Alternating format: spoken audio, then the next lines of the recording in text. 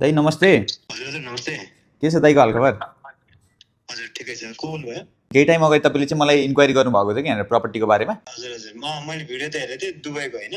हजुर हजुर। 1-2 महिना अगाडि चाहिँ सोचेको थिएँ। वारको सिचुएसन अलि डाउन त भयो तर अहिले अति सोचेको छैन। हो र दाइको के यो वारकै सिचुएसनले गर्दा मात्र हो कि अरू केही पनि प्रब्लम भएर? पछि गरौँला अलि पछि सोचौँला भनेर।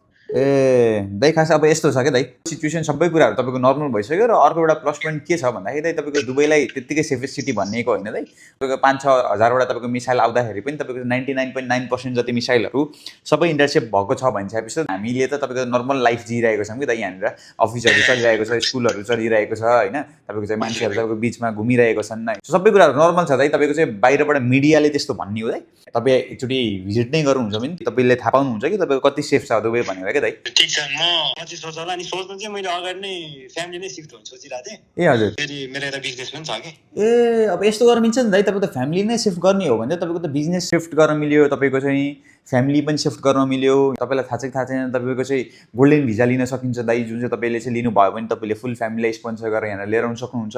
तपाईँको बिजनेस हामी सेटअप गराएर दिनेवाला छौँ। दाइको खास बिजनेस चाहिँ के को छ दाइ? 2-3 वटा ग्रोसरी छ यता। ए ग्रोसरी हो। हजुर हजुर। तपाईँको चाहिँ धेरै भयो क्लाइन्टहरूको चाहिँ तपाईँको ग्रोसरीको बिजनेसहरू छ, कसैको तपाईँको चाहिँ भनौँ न ग्यास स्टेसनहरू छ कि दाइ त्यताबाट। मेरो धेरै क्लाइन्टहरू हुनुहुन्छ दाइ तपाईँको युएसबाट।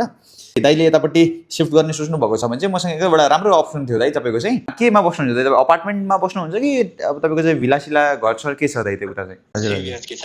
ए हजुर हजुर। ग्रान्ड प्यारेन्ट्स हुनुहुन्छ, 2टा छोराछोरी अनि बुढी म छु। त्यसो भए त दाइलाई त त्यही त तपाईँको त त्यो सेम चिज तपाईँको त दुबईमा पनि मैले दिलाउन सक्थेँ दाइलाई। ल्यान्डसँग कनेक्टेड तपाईँलाई 4 बेडरुम टाउन हाउस दाइ। तपाईँको चाहिँ प्राइस अफ 3 मिलियन दिराम्समा दिलाउन सक्थेँ दाइ। त्यही पनि यो 3 मिलियन दिराम्स एकैचोटि पेमेन्ट गर्ने होइन, 24% को डाउन पेमेन्ट गर्ने हो। अरू भनेको तपाईँको चाहिँ मन्थली 1% गर्दै जाने हो दाइ। 1% भन्दा पो मैले भाइको त्यो भिडियो देखेको थिएँ कि त्यो ट्याक्सको विषयमा चाहिँ अलिक फ्लेक्सिबल रहेछ जस्तो लाग्यो मलाई। हजुर हजुर दाइ। तपाईँको त अब उतापट्टि तपाईँको ग्रोसरीबाट कमाएको चिजहरू त तपाईँले कति पर्सेन्ट ट्याक्स तिर्नुहुन्छ दाइ उता? 30-35% त तिरिरहेको छ। अनि दाइ तपाईँ उता 30-35 तिर्नुहुन्छ। अब तपाईँको चाहिँ यतापट्टि म्याक्सिमम ट्याक्स भनेको तपाईँको 9% छ। त्यही पनि तपाईँको 3.5 लाखभन्दा धेरैभन्दा बढी कमाउनुहुन्छ भने बल्ल तपाईँको 9% को ट्याक्स लाग्छ, नभए लाग्दैन पनि कि मल सबै कुरा। तपाईँको सबै दाइ तपाईँको चाहिँ एउटा कम्युनिटीभित्र नै तपाईँको स्कुल, हस्पिटल, मल सबै कुराहरू कम्युनिटीभित्र छ क्या दाइ यसको चाहिँ। त्यो भइसक्यो तपाईँलाई ग्रान्ड प्यारेन्ट्सहरूको लागि पनि सजिलो भयो। उहाँहरूले अलिकति यसो फ्री एरिया पाउनुहुन्छ, पार्क्सहरू पाउनुहुन्छ, लगुन्सहरू पाउनुहुन्छ। बच्चा बच्चीहरूलाई तपाईँको चाहिँ गार्डन एरिया भयो, तपाईँको चाहिँ फन पार्कहरू जस्तो हुन्छ दाइ तपाईँको चाहिँ होइन। तपाईँलाई चाहिँ एकदमै सुइटेबल हुन्थ्यो कि जस्तो लाग्यो। दाइलाई म डिटेल्स पठाइदिउँ त? हुन्छ हुन्छ, एकचोटि मलाई डिटेल्स पठाउनु, त्यसपछि म एकचोटि फ्यामिलीसँग कुरा गरेर फेरि भाइलाई म कन्ट्याक्ट गर्छु नि। ए भइहाल्छ नि दाइ। हुन्छ हुन्छ दाइ। त्यसो भए तपाईँलाई चाहिँ मैले एकचोटि व्हाट्सएपमा कनेक्ट गर्छु दाइ, त्यसमा डिटेल पठाइदिन्छु। एकचोटि हेर्नुहोस् होइन के हुन्छ। अनि त्यसमा